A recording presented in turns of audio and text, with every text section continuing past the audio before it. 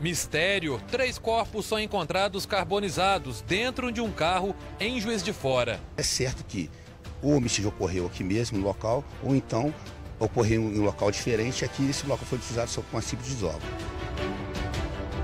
Belo exemplo: dentistas de Poços de Caldas se unem a profissionais de todo o país para cuidar do sorriso de crianças e adolescentes carentes. Sorriso, né, era bem torto assim, o dente por ser para frente, parecia que o queixo também era, né? Agora já deu uma melhorada. E no futebol, tudo sobre o título do Corinthians, heptacampeão brasileiro.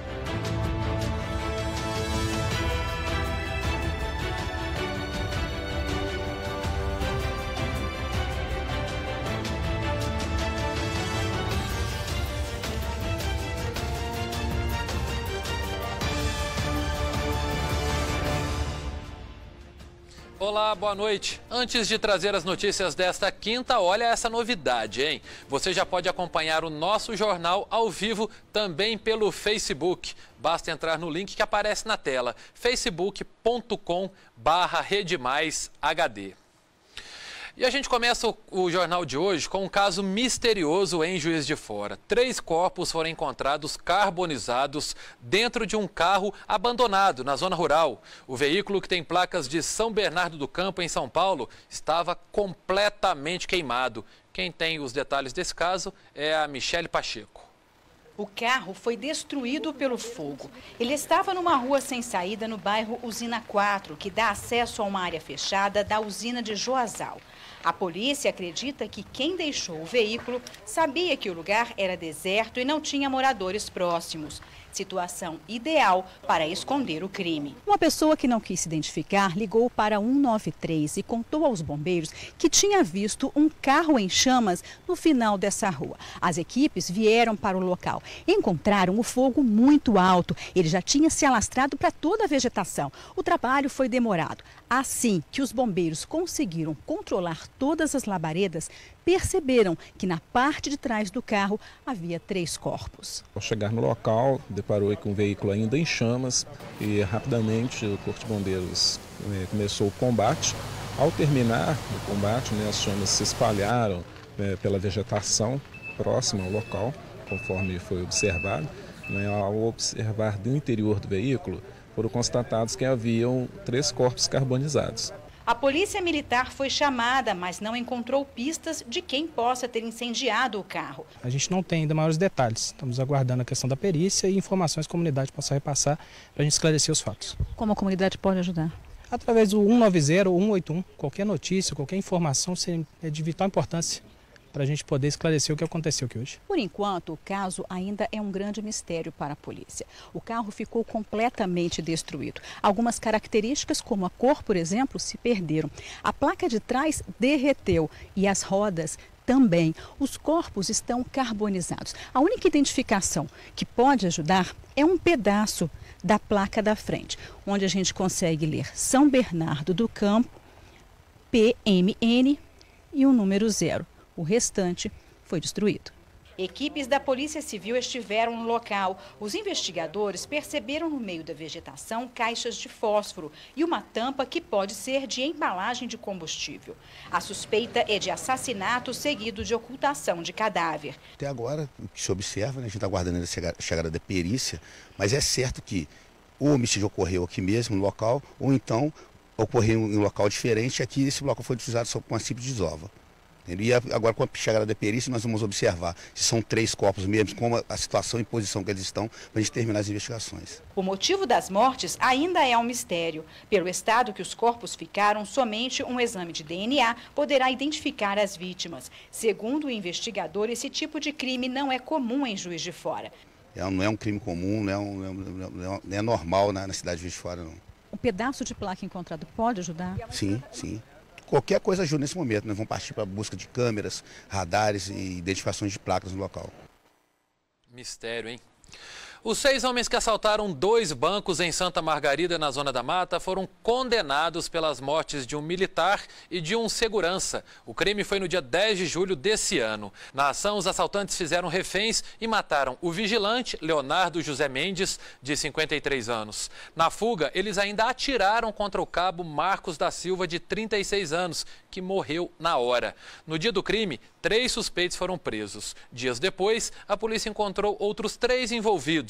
Além dos 2 homicídios, eles também foram condenados por crimes contra o patrimônio, organização criminosa, roubo qualificado, posse ilegal de arma e pela adulteração da placa do veículo usado no assalto. As penas deles variam de 4 a 63 anos de prisão. Agora nós vamos com outras notícias de destaque no nosso estado. 4 homens invadiram uma agência bancária que fica no distrito de Quintinos, município de Carmo do Paranaíba, no Alto Paranaíba. Foi por volta de 2 horas da manhã de hoje. Eles quebraram a porta da frente. Todo o barulho chamou a atenção dos vizinhos, que ligaram para a polícia. Assim que os policiais se aproximavam, os homens fugiram. A polícia, então, fez cerco em várias estradas e rodovias da região e conseguiu prender o bando, que confessou que iria arrombar o cofre da agência. 2 maçaricos foram apreendidos. De Uberlândia, Ellen Vilela. 4 pessoas foram presas, suspeitas de envolvimento no assalto a um sítio em Igarapé, região metropolitana de Belo Horizonte.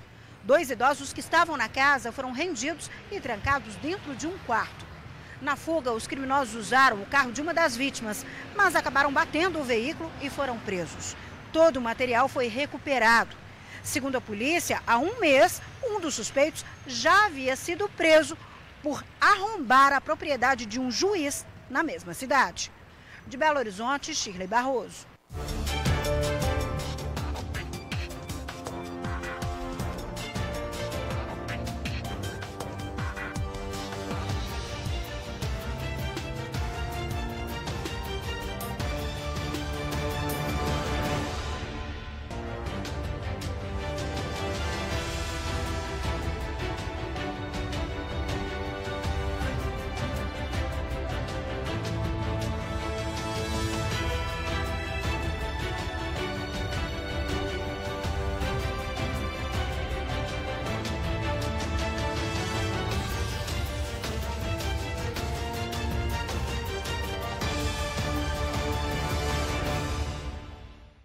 A Petrobras anunciou hoje que vai reduzir, é isso mesmo, não se assuste, reduzir em 3,8% o preço da gasolina e em 1,8% o valor do diesel nas refinarias. Os novos preços passam a valer a partir de amanhã. Este é o 7º reajuste somente no mês de novembro. É a primeira vez nesse período em que a Petrobras anuncia uma redução nos valores. No dia 30 de junho, a companhia divulgou uma nova política de revisão de preços que determina o ajuste diário, de acordo com as condições de mercado, câmbio e cotações internacionais. Agora a gente precisa ver se não reduz 3,8 hoje e aumenta 7 na semana que vem. Vamos esperar, né? E olha que bela iniciativa. Dentistas de todo o Brasil se uniram para dar um novo sorriso a crianças e adolescentes de baixa renda. Todo o tratamento odontológico e ortodôntico, que é no caso de aparelhos, é de graça. A ação é organizada pela ONG Turma do Bem, que tem milhares de dentistas no Brasil e no mundo. Como parte do projeto, os profissionais se reuniram em um evento em Poços de Caldas. A reportagem é da Juliana Coleta. Vamos ver. Um menino tímido, de olhar baixo. Essa era a vida de Cauã, que hoje nem precisa se esforçar para abrir esse sorrisão. Cauã faz parte dos 70 mil jovens em todo o mundo que são atendidos pelos dentistas do bem. Um projeto que mudou totalmente a vida dele. Era tudo cheio de cárie e graças aos dentistas que me ajudou, achei muito legal. O projeto, que nasceu em 2002, tem hoje mais de 17 mil dentistas voluntários em 14 países que ajudam adolescentes e jovens até 17 anos. Para participar, só precisa se inscrever e passar pela triagem. Depois da triagem, os pacientes que são atendidos pelo projeto recebem os cuidados nos consultórios, assim como o Cauã, que desde janeiro é atendido pela Turma do Bem e há 4 meses faz o tratamento ortodôntico com o Dr. Daniel. Os dentes tortos trouxeram mais do que desconforto para Cauã. Os amigos zoavam, faziam piadinha, dava apelido, alguma coisa assim? Dava apelido de coelho. Agora vai acabar isso, né? Sim. Raquel também é paciente do Dr. Daniel e faz parte do projeto. Aos 17 anos, ela afirma que se não fosse a ajuda, não teria condições de fazer o tratamento que mudou totalmente a vida dela. Sorriso, né, era bem torto, assim, o dente por ser para frente, parecia que o queixo também era, né? Agora já deu uma melhorada. E a gente vê você toda vaidosa aí, né? Um pouquinho, né? Um trabalho voluntário que devolve para as crianças e adolescentes carentes muito mais do que um sorriso. A gente vê os reflexos dos problemas bucais até no nosso psicológico. Eu fico me imaginando quando atendo os nossos jovens, se eu não tivesse um dos dentes anteriores da minha boca, como que eu ia pedir um emprego? Como que eu ia para uma entrevista de emprego? Como que eu ia namorar, paquerar, né? Como fica a nossa autoestima? Para a comemoração dos 15 anos dos Dentistas do Bem, eles escolheram Poços de Caldas para uma reunião. O evento acontece na cidade pela 2ª vez seguida.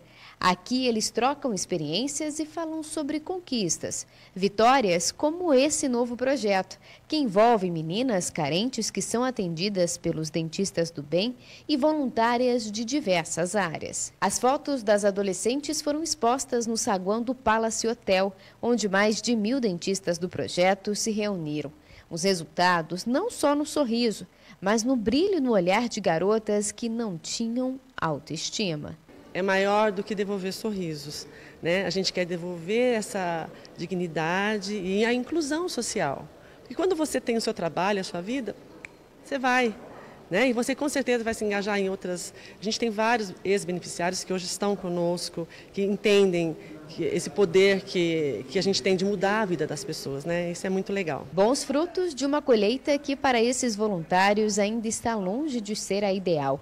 A inclusão social através da saúde bucal é apenas uma das formas que esses dentistas usam para mudar a realidade de muita gente.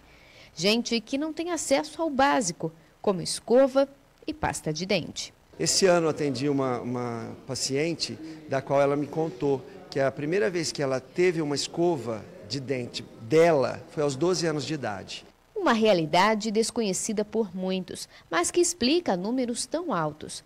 No Brasil, estima-se que cerca de 40 milhões de pessoas não vão ao dentista e 16 milhões perderam os dentes por falta de atendimento. Cuide dos seus dentes, porque bactérias da boca circulando pelo corpo podem causar doenças sistêmicas. E uma delas é endocardite bacteriana ou cardiopatias. Daí fica o nosso alerta e a Turma do Bem sempre pedindo e buscando, né, em oferecer a melhor saúde bucal para a população.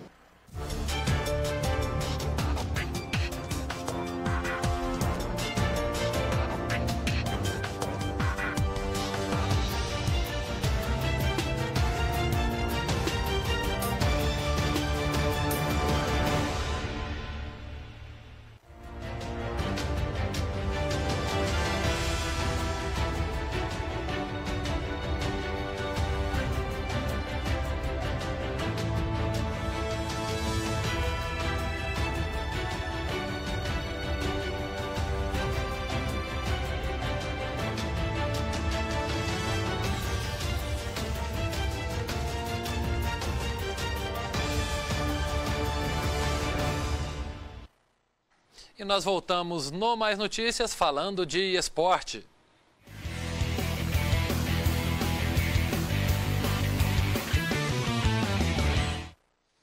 A Federação Mineira de Futebol divulgou a tabela do Campeonato Mineiro do ano que vem. Na primeira rodada, o Boa Esporte joga em Varginha contra o Galo. A Caldense enfrenta o Democrata em Governador Valadares. A Tombense pega o Vila Nova em Tombos. E o Tupi começa a disputa também com uma pedreira contra o Cruzeiro no Mineirão.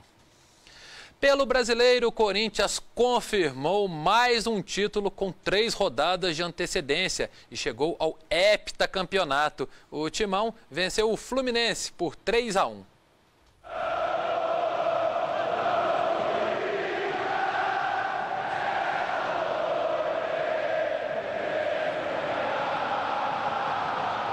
Um canto que soou como um pedido, um sonoro tom de otimismo da fiel torcida corintiana. Mais de 45 mil vozes representaram na arena milhões de torcedores espalhados pelo mundo.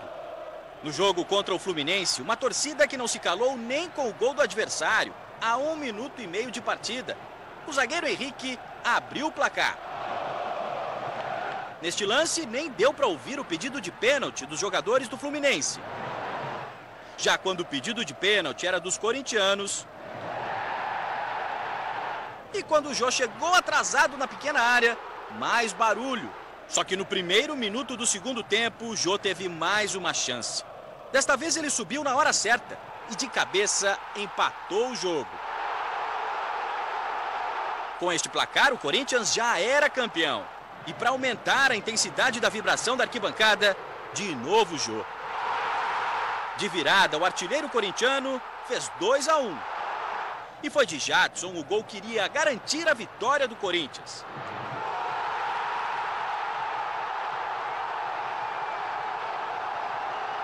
A partir deste momento, cada lance era uma festa à parte. Como deu para perceber, já começava a ficar difícil falar e ser entendido no meio desta multidão. O grito de campeão era uma questão de poucos minutos. O problema é que teve gente que não se contentou só em fazer barulho. Teve sinalizador. E por isso, pausa no jogo. Com a bola rolando de novo, grito de olé.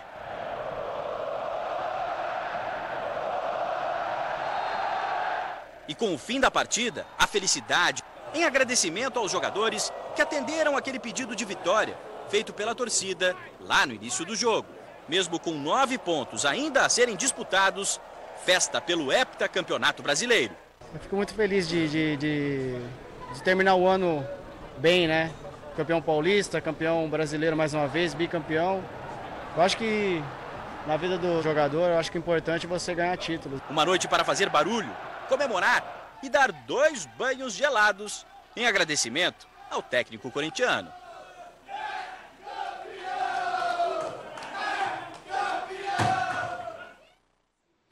Incontestável, né? Campeonato por pontos corridos. Quem faz mais pontos é campeão. Não há o que questionar na justiça do título. Parabéns aos corintianos. E ainda falando do Campeonato Brasileiro, mesmo dando prioridade à final da Copa Libertadores, o Grêmio venceu o São Paulo por 1-0 ontem em Porto Alegre, no Rio Grande do Sul. O gol foi marcado pelo zagueiro argentino Kahneman aos 33 minutos do primeiro tempo. Apesar da derrota, a chance de rebaixamento do São Paulo já não assusta tanto assim o time paulista.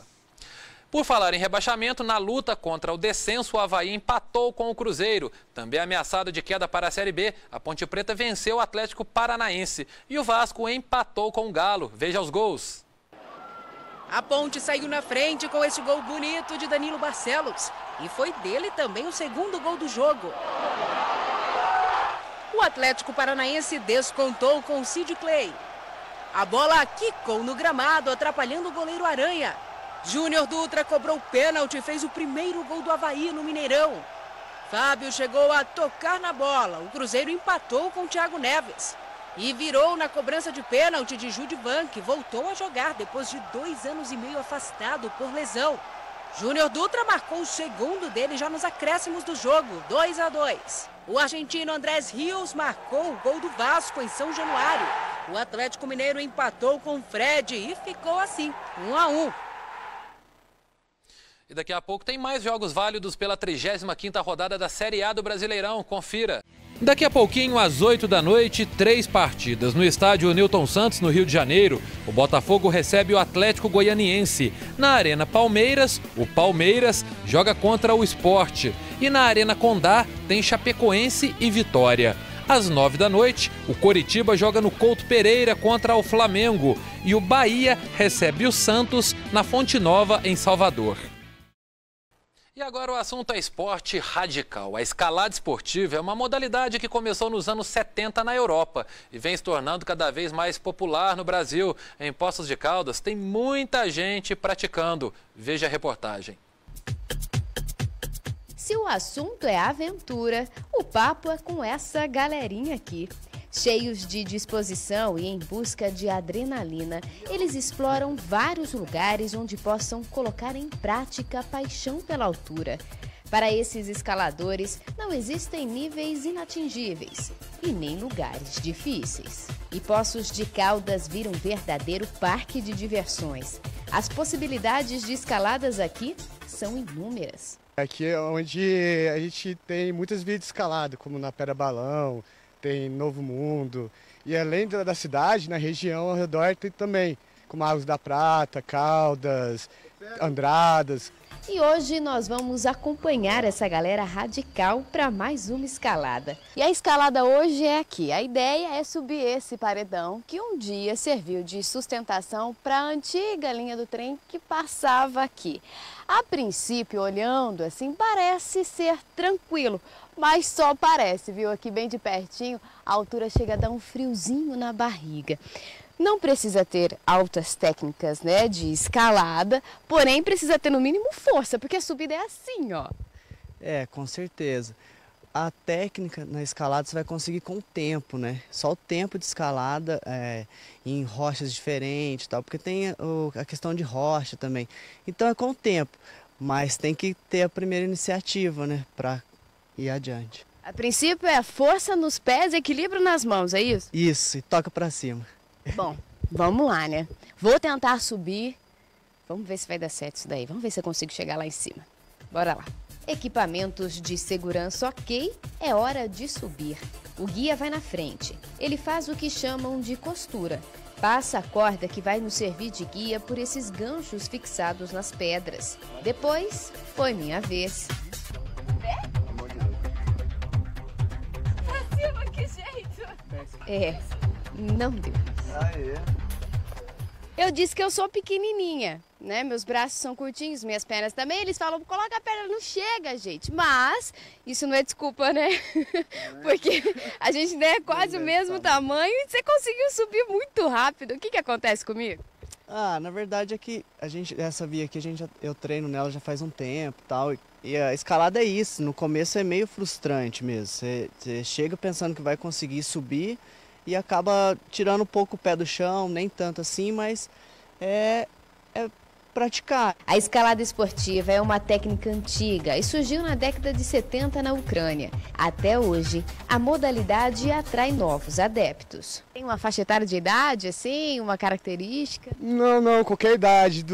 Pode começar de 5 anos de idade até 60 anos de idade, que tudo é força de vontade, né? Um esporte que exige muito preparo físico, técnica e principalmente segurança. Por isso, se você gostou da ideia e pretende começar a escalar, nunca faça isso sozinho.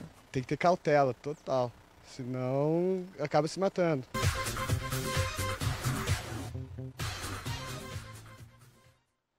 Tem que ter coragem. Mas notícias de hoje fica por aqui e volta amanhã. Tenha uma excelente noite. Um abraço, tchau.